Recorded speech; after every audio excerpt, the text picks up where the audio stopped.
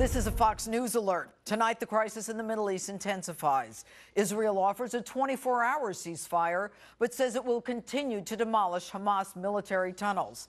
Hamas rejected that offer. And our embassy in Tripoli evacuated as the U.S. tells Americans to get out of Libya. More on both breaking stories, but first to My Open. Hello and welcome to Justice. I'm Judge Jeanine Pirro. Thanks for being with us. Tonight, Christians in the Middle East marked for death because of their faith, and no one is fighting for them. As Christians are slaughtered, churches torched, and families forced from their homeland, the mass murder of Christians is underway.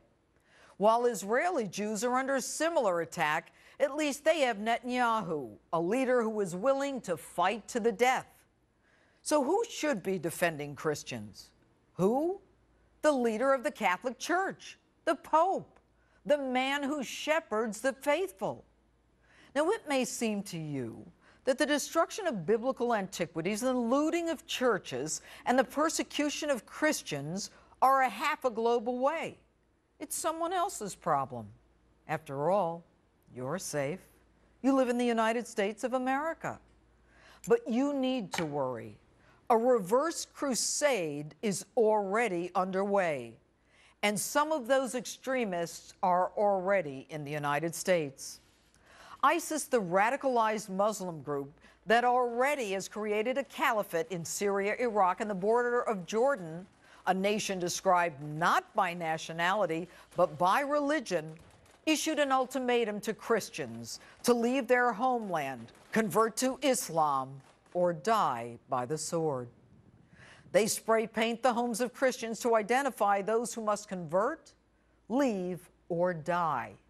And as ISIS, no stranger to technology, posts pictures of Christians crucified, their intent to purge Christians from the Middle East is unquestioned.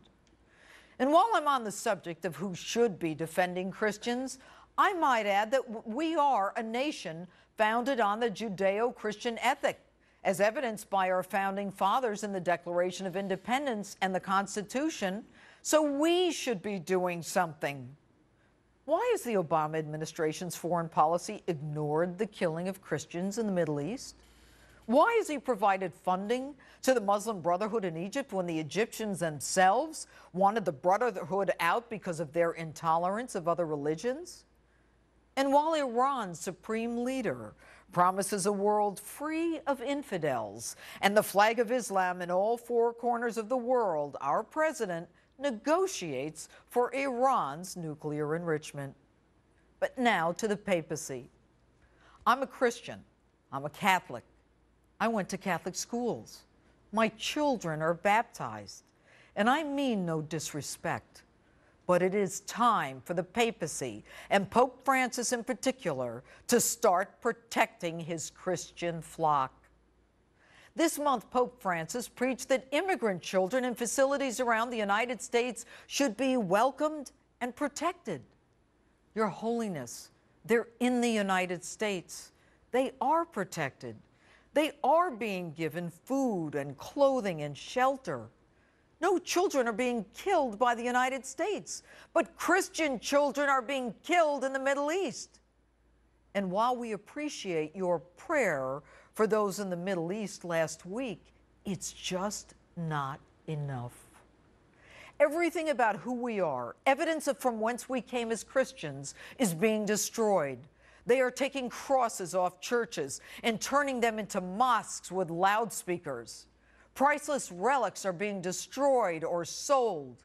And for the first time in 1,600 years, Mass will not be held in the ancient city of Mosul, Iraq. The language of Jesus, Aramaic, could be lost as well as Christians who speak it are murdered. Your Holiness, you are the leader of the flock. You control one of the wealthiest organizations in the world. And with wealth comes power. Your recent trips and your planned trips do not reflect the urgent concern necessary for Christians in Iraq and Syria and Egypt. Your pronouncements span the globe. They are repeated in hundreds of thousands of churches throughout the world to millions of parishioners. Every church in the world should be repeating a strong, urgent message from the papacy condemning this slaughter and calling for the world to stop the annihilation of the innocents instead of worrying about immigrant children already protected by America. As a brutal band of jihadists attempt to remove all evidence of Christianity and destroy biblical tombs like that of Jonah, you must act. Your Holiness, the papacy was silent during World War II. You cannot afford to let history repeat itself. And Your Holiness, the papacy also lagged behind the sex abuse scandal. I know.